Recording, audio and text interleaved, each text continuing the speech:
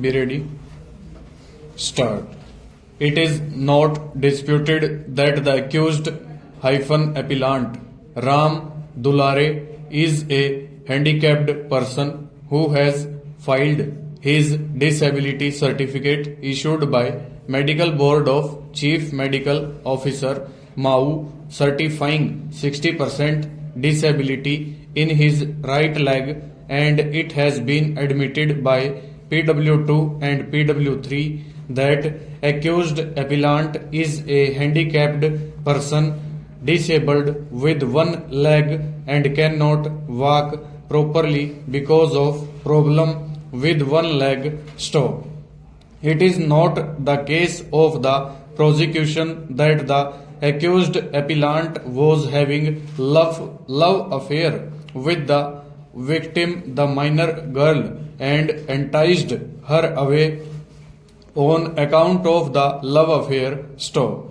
It is also pertinent to mention that since the accused appellant is a handicapped person, until and otherwise proved, no girl is supposed to fall in love with such a disabled person, and so even in case of any one side liking of victim by accused appellant, there can be no reason for the victim to go with the accused appellant at her own stop. There is no whisper of any force having been used by the accused appellant or other accused persons in forcibly seating the victim in jeep with the accused appellant. Stop.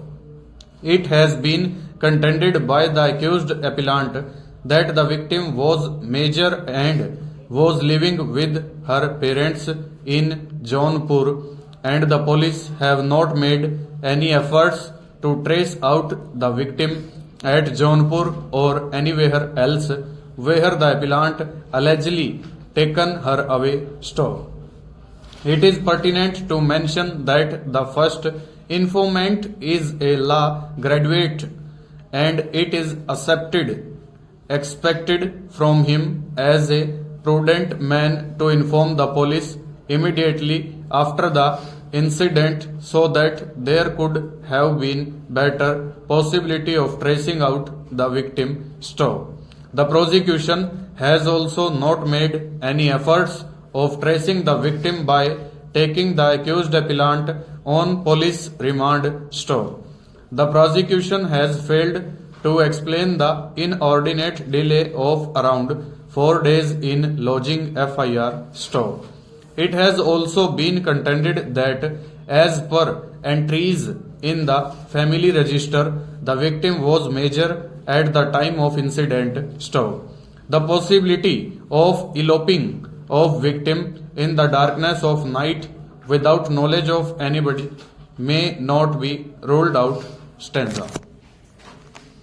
Admittedly, the first informant PW3 is highly educated person and postgraduate, as has been admitted by him in his cross-examination at page 8 of his cross-examination that he is MA LLB. Stop.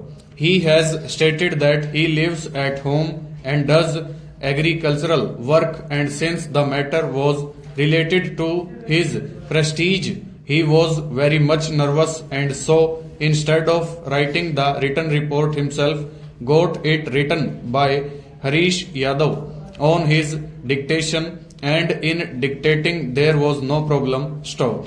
It is pertinent to mention that the father of the victim had come the very next day, but no reason has been assigned as to why the FIR was not lodged by father himself. Stop. PW1 and PW2 are any chance witnesses and have also stated to have inquired into with co-accused as to where the victim and accused appellant have gone, but even when no reply was given by them, they did not inform the first appellant or father of the victim. Full stop. Over.